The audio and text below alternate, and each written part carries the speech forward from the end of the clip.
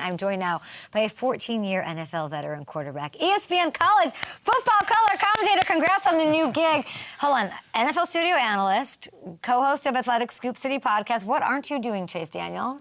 Yeah, I've been busy. I don't know if my wife loves it as much as when I was playing, because I feel like I'm busier. Plus all the YouTube breakdowns, and I'm gonna be doing like ESPN in studio after the college season, and I'm traveling every weekend for college football. But the love for me is still the NFL. So, you watched that game obviously last night.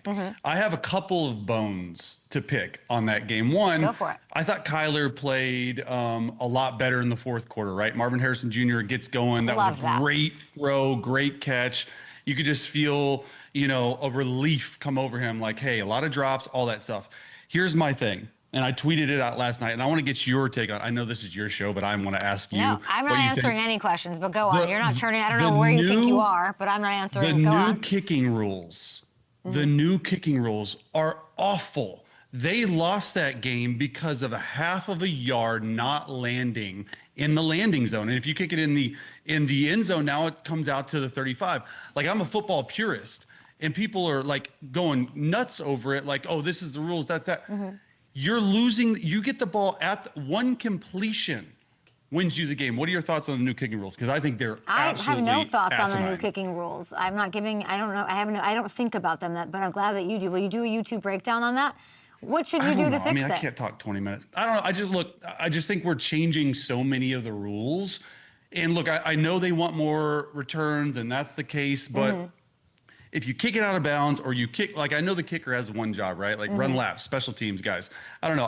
I wanted to get that off my chest, and since you're not giving me an opinion, I'll give you my opinion. I think they're idiotic. And so what should we do? There's nothing you can do this year. You got to land it in the landing zone, okay? I think it's so dumb. I mean, I love these takes, and that's why we should obviously subscribe to everything that you're doing, your million and millions of jobs. When you're watching this game, and obviously I was just talking to Cal and just thinking about, like, what the Arizona kind of, like, lost the game. Like, they looked great, and then they kind of, like, fizzled out and let Seattle do what Seattle was doing. I mean, division games suck. They're short week. The kicking rules suck. Everything sucks. How real of a contender does this make the Seahawks?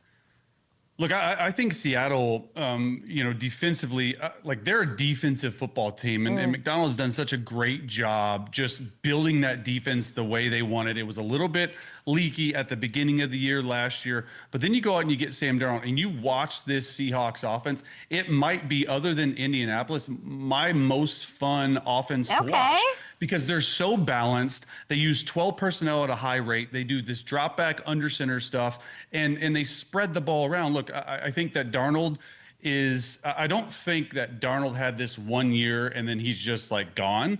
Like, I really think the confidence that it gave him last year in Minnesota with Seattle, I just think they're a fun team. It's a tough division, obviously, with the Rams and San Fran, but I think they're built the right way. If their defense can continue to hold people down. I mean, their defensive front ate last night. Like, I don't know, and I tweeted this out. I wasn't sure if it was the defensive front for Seattle or the offensive line for Arizona, but I think they had 6 or 7 sacks and just consistently pressuring them. So, I like this Seattle team. A contender, like I don't know, a contender for their division, sure. A contender for like deep runs in the playoffs, I don't know about that yet. Okay, they've got Tampa next week. They're sitting pretty. I mean, there's easily 3 teams can come out of the West, which we'd love to see. When it comes to the quarterback thing, like, I'm watching last night, and I'm like, I want to ask Chase if they made the right move. And how, like, are we sure? Are we, like, clearly, like, 4 games in, how do you feel about Seattle swapping Darnold for GENO? Yeah, I mean, look, I think the Kubiak thing was the big deal, and a lot of people crapped on GENO. Last year they won 10 games. Like, and he's still, GENO, to me, like, I love watching him on the Raiders. I don't know if he makes the right decision every time, but the way he throws the football, talking about Geno Smith, like, he has the most amount of, like, tight window NFL throws that I've seen in a long time. And then you go out and you get Darnold. I mean, look, I think Geno wanted a lot more money than they were willing to pay. I think it was time to move on. I think McDonald wanted his own guy. I think, Darnold and Kubiak. I do think Darnold fits Kubiak's system a little bit better, but you're seeing this, like, run action under center right here, like, fake out to your left, set up. Like, there's just so much creativity, and JSN is playing at an extremely high level. But I love what the Seahawks are doing. Is Sam just better against a pass rush than Geno? Is that kind of? Well, here's the thing. I thought Seattle's offensive line when Geno played was actually really bad, but I thought Geno did an extremely good job of standing in versus pressure and delivering versus pressure. If you watch Sam Darnold last year, the last 2 games, Lions game and playoff game, he was really bad against the pressure. He sort of scrunched up and was making these throws. But this year, I've just seen the Seattle offensive line play better. So I don't know if I think Geno might be better versus like a pressure front where you're getting pushed. I do think Sam needs a clean pocket and the first, second read type guy to do it, but he's doing it at such a high level right now. All right, we're going to hit some week 4 topics. We're going to call it Cut to the Chase. I think we made you an animation and everything. There we go. Oh, my gosh. Yeah. Look Chase at Daniel, this. you were calling. We looked. You were like, Jackson Dart, let's go. Back in August, let's go. I'm an old lady. I'm like, I want the rookie to sit. But I knew I'd rather put him in against the Chargers and the Saints, because if he has a tough game, it was the Chargers. They're undefeated. They're a juggernaut. Than like he, has a tough game against the worst team in football, right? When you look at this game, and by the way, this is Malik Neighbors' 6th freaking quarterback. Catching, it's unbelievable. Where does your head go with what this matchup, this game, something that we need to know going into this? Well, he's going to use his legs a lot, right? Like, I just don't know if he's going to be able to get through progressions in his first start ever against the Chargers defense who eats. So if, I'm a betting man, which I'm really not, I would take the over on rushing yards for Jackson Dart. I do think that Jackson Dart is a guy who is way more athletic than you think. You're going to see up-tempo. You're going to see Ole Miss concepts. They did it with Brian Daboll in the preseason. You're going to see all this fun stuff. It is a hard test on the road. And yes, I've been clamoring for Jackson Dart. It has nothing to do with Russell Wilson at all. But I do think that we went back when I was on the Fox show and we did a bunch of research. Over the last 6 years, first round quarterbacks, the average time to play week 3, meaning they were in the starting lineup by week 3. This is week 4, right? I was saying, hey, it should be week 3. It's a very difficult test, right? But the Giants are 0-3. Like, I don't think you're making the playoffs with Russell Wilson. You have to do something to show hope, because at the end of the day, look, are the Giants going to make the playoffs with this schedule? Probably not. But can Brian Daboll and Joe Shane, can they show you hope? If they show you hope with Jackson Dart, they go on a little win streak, maybe they keep their jobs. Guess what Jackson Dart's rushing line is on FanDuel Sportsbook? 15? 6.5. Oh, my. Can I? Hey. Excuse me. I promise you. No, okay. 6, that can't be right. Okay, bet the house. I'm telling you, he's going to have over 6 rushing yards. Bet the house. There's no way he responsibly. Responsible gambling is a must. If you need help, call the number. 6.5, is that like the lowest of any quarterback? I don't even know what a I don't know. I don't think I've ever. Without giving out free picks. 6.5 Oh, good. for him in this one. You need to put a tweet out on that or something. We'll put it up. Oh, hold on. They're saying it's 34.5. Cal, are you lying to me? 6 on FanDuel Sportsbook. I'm hearing mixed things. One ear. We'll get to the bottom of this. Tough matchup. Why am I saying when you were? I googled Khalil Mack because he was like not available. Is he a trade name? We're talking about what is happening here?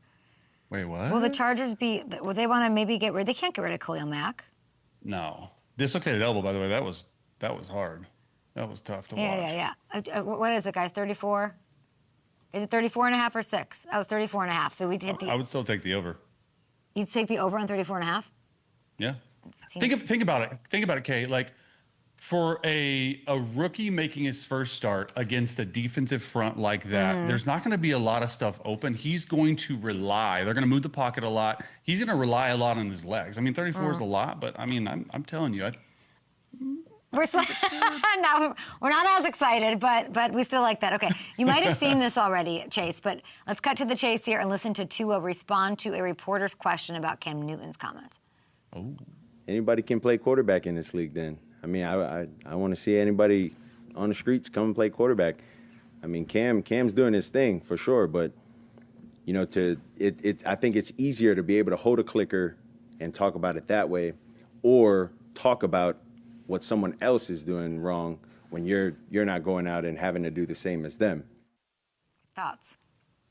Raw answer. And he's not right, because I've been in both situations. Like, I've been in a game in London. You know, I heard y'all talking about the international series in 2019, Bears Raiders, and I threw 2 interceptions, and I threw like the game losing interception in a 2-minute drive, and I get back to the clicker, and of course I'm getting crushed because it's Chicago and everyone likes to crush the Chicago Bears, and I'm just thinking like, man, okay, like I knew I sort of wanted to get into broadcasting type stuff, and I'm always gonna remember that moment, right? Like, it's really difficult for former athletes at times to criticize athletes that are playing right now. But I do think you can criticize the play. It's hard to criticize the player. Now, I don't think Cam was criticizing the player. So he has every right. And Tua hasn't been playing well. Like, there's some stuff he hasn't been. But I do think in our seat, now that I'm sitting in, it's really, really easy to be like, oh, you should have done that, you should have done that, because you don't know the scheme. So I see both sides of it. But at the end of the day, if Cam Newton, right? Cam Newton's like MVP, like gonna maybe Hall of Fame, all this stuff, right? So he's a different level. With a guy like me who's a backup, I have to be really understanding of, you know, what I put out there, because some people are like, oh, you didn't play, so you don't know what you're talking about, which I think is the complete opposite. I feel like backup quarterbacks, of course, make you've played everywhere, and you have to work 17 Yeah. times as hard, and all these. Yeah, it's like Yeah. why backup quarterbacks make incredible analysts. It's true. Yeah, and because you have a whole feel of what's going on within the building, and so for me, like, you want to be able to be critical, because if you're not critical on points that are supposed to be critical, you lose your fan base. You're like, oh, okay, he just loves every quarterback, and I do like a lot of quarterbacks, but like, I've been critical on guys, and I just think, you know, with Cam, I think he's doing such a great job because he has such a unique platform, right? He's on ESPN now, but he's got his show, like all this stuff. He has like 7 YouTube channels. I was just with him in Sao Paulo. It is truly, he's a gift. And I think content. he brings a refreshing take on stuff, because he's not by the book. He's not just that, and but he's lived it, and he's breathed it, and he's critical, and he just says what's on his mind. So I like that, but I can see, like, you know, you get your feelings hurt if you're too ill, or like I've gotten my feelings hurt. Like, I remember when I was with Breeze, right? Breeze, there'd be people like when they lose, like, oh my God, like he should have made this, and it would drive Breeze crazy. It drives everyone like crazy that plays. And so I think that everyone, every player, every NFL player, I don't care how big he is, or if he's the backup to the backup kicker, they see everything everyone says. And I don't care what they tell you, they see it somehow. Well said. You have been you're saying you're critical. I, this morning, was like, what has Chase said or thought about Caleb? And I think you are fair, because you do, when things are going, it's hard to know how you feel about Caleb, because when things present themselves, you're critical, and yeah. And you are, and you, by the way, these YouTube breakdowns are amazing, and everybody should watch them, and you did one on Caleb. And there's this debate now, and we were thinking in our morning meeting, like, what's the question about Caleb? Like, what do we want to ask Chase about Caleb? Like, what are we genuinely curious about? And I think the only real question is, like, what we saw last week against a bad defense that got lit up by Russell? Or are we going to see, they've got the Raiders. I don't know if that's a big test defensively for them. It's like, maybe something changed in your eyes. Did you see something? Are we going to get more of that Caleb going forward this game and on? Look, I think so, and I think it has to do with coaching. I've followed him really closely, one, because I just like the way he plays, two. Yeah. I know still a lot of people in Chicago. When it comes to Caleb, like the first 2 games of the year, and I'm trying to think back because I've done a lot of them, he's played really good in small spurts. And there's been maybe a narrative out there on Caleb the first 2 weeks of the season. It's like, oh my gosh, we suck. We haven't won anything. And it's just Chicago Bears fans just hungry for like a win and for a quarterback that they've really never had. And so when you actually watch the film and break it down, he struggled in the first half, the first game, or second half, the first game, and he's had really good opening drives. The thing that I like about this game is I don't care if it's a bad Cowboys zone defense. I don't care who they're playing. You still have to go out there and spread the ball around. 4 touchdown passes to 4 different receivers. If I'm Bears fans, I'm hopeful because of the growth he's taken. I saw all 4 quarters put together. And that's something you can build off of. Like, there was so much anxiety and strife last year. He's had 3 coordinators in Chicago in like 10 months. So there was a lot of stuff that happened to him. There was a lot of stuff that maybe Coach Johnson needed to coach out of him and to really like, hey, dive in. And I heard, and I'm sure you heard this, like when Caleb won the Player of the Week, Coach, Ben tried to celebrate him in front of the team. He's like, oh, let's move on. Yeah. Like that to me is like, it's such a small thing, but you have to read into those to be like, hey, he's really, it feels like he's grown up. It feels like Ben Johnson's made him grow up. It's the coaching that pops for you. I mean, he has all the talent. I love him. Like, he can do no wrong. I love him. I love watching him. Even like, I mean, I'm not the biggest college girly, but like, even like trying to figure out what he looked like then and now and like all the things. I'm a huge, huge, huge fan.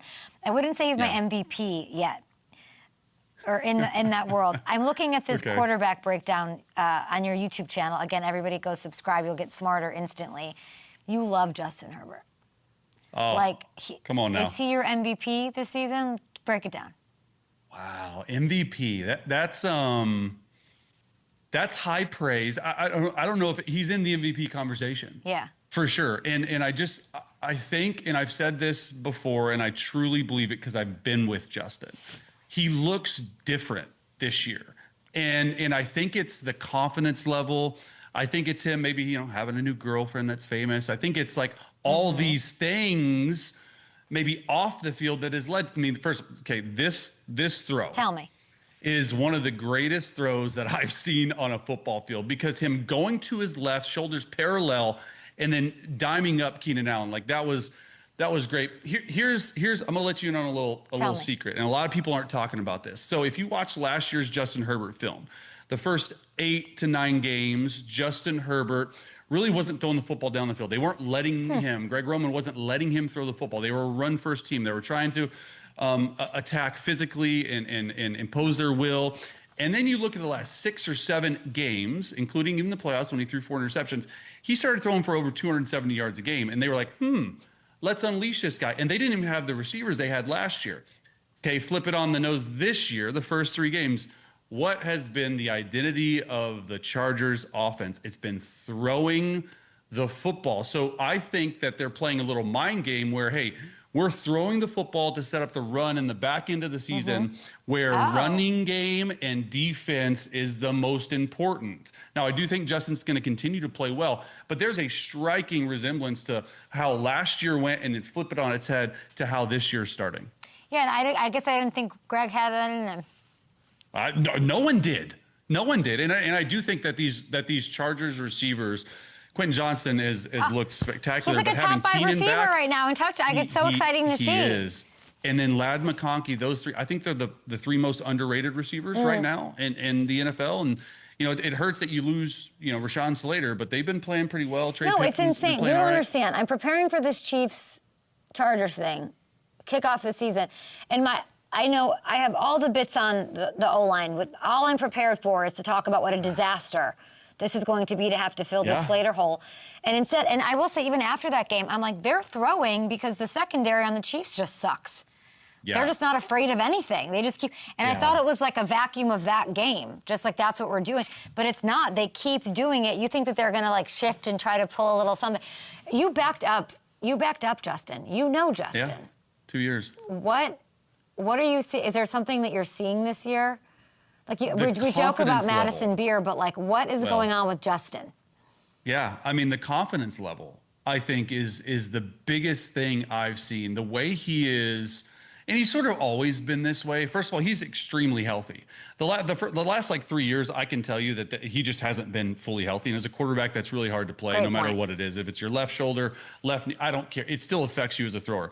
He's healthy. He is getting through his reads and progressions at a rate that really I haven't seen him ever do, and I was with him every single day for 2 years. And I just feel like he's really owned that offense. I do think that Greg Roman has really put his stamp of approval and said, hey, we can open it up in the run game. And look at Justin plus 500 right there. Like he keeps playing like this, then those odds, you know, they might increase. I mean, he's playing at an unbelievable rate. It's fun to watch, but I think that the biggest thing, if you were to put one thing, is the confidence level.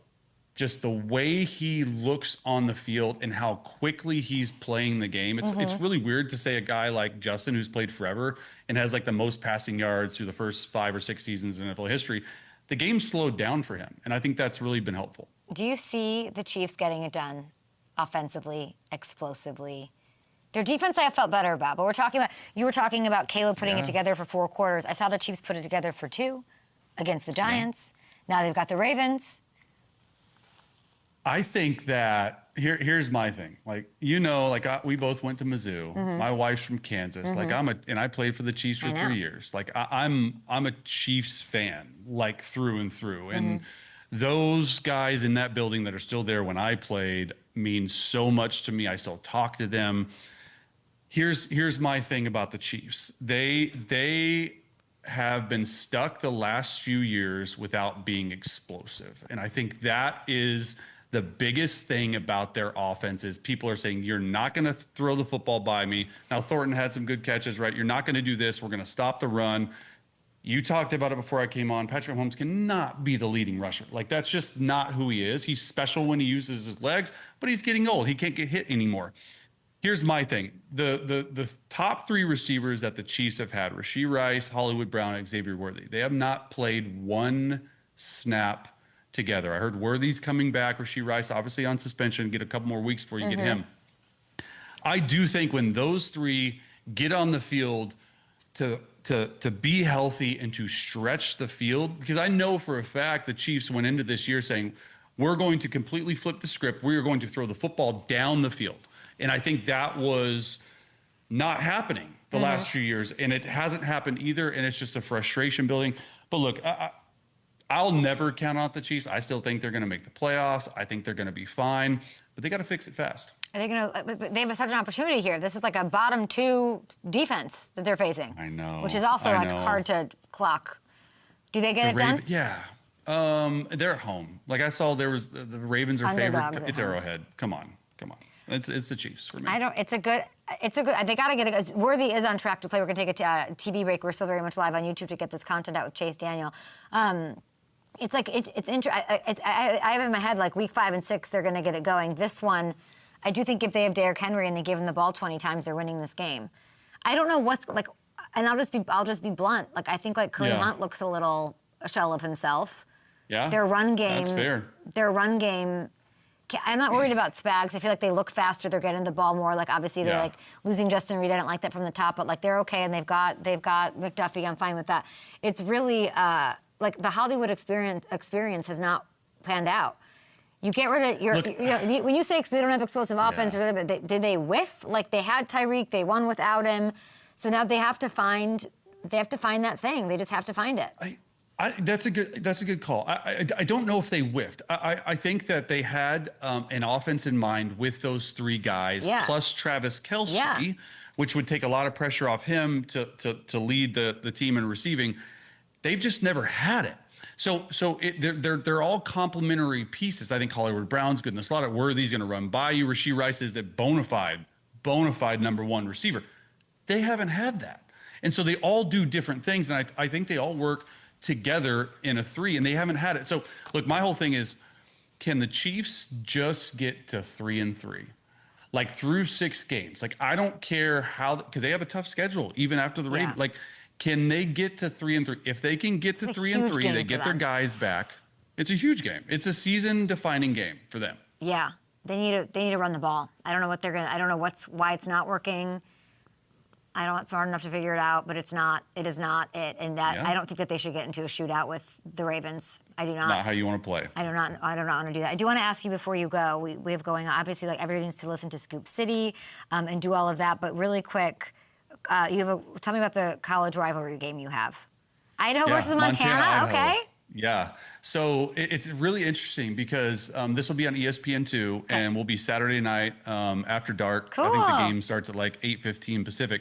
Here's the thing, though. They play in a 26,000 square foot or 26,000 fan stadium. Okay. And it's at Montana. They're called the Grizz. And I've heard from multiple people, players, coaches, staff, analysts, that the 26,000 sounds bigger than the 100,000 at the Big House. Oh. Like, I've heard they are absolutely rowdy. They play for a little Brown Stein Cup. It's Yes, a beer I heard cup. the Little Brown Stein. Cool trophy. Yes. Very cool. And so 9:15 Eastern on ESPN 2. Yeah, it's late. It's late. That's but, okay. You can listen.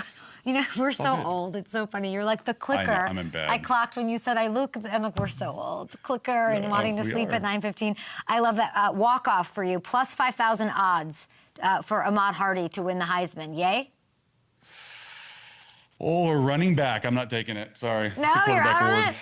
I Take love the Missouri, over on though. Jackson Dart rushing yards, and do not give the love to Hardy, who's second in the nation. As Mizzou is 4-0 facing UMass this Saturday. I did not know I was that. wondering when that get brought but up. I have that written down here. I do know that you obviously played there. You, Macklin. It was great times at Willie's Pub in Harpo's. Okay, love you, Willie's. man. Talk to you soon. Appreciate it so much. Scoop City Podcast, Appreciate you. ESPN, and his YouTube channel for all the breakdowns.